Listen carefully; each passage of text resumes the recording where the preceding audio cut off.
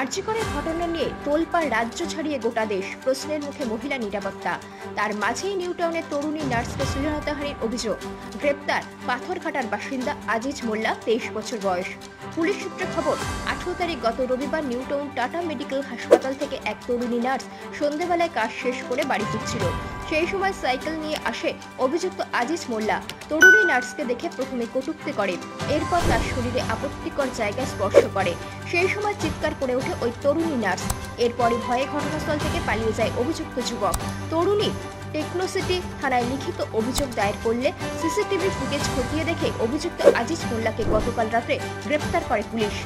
বারবার মহিলাদের ওপর আক্রমণ, কোথাও শ্লীলতাহানি, কোথাও ধর্ষণ, ফের একবার প্রশ্নের মুখে মহিলা নিরাপত্তা।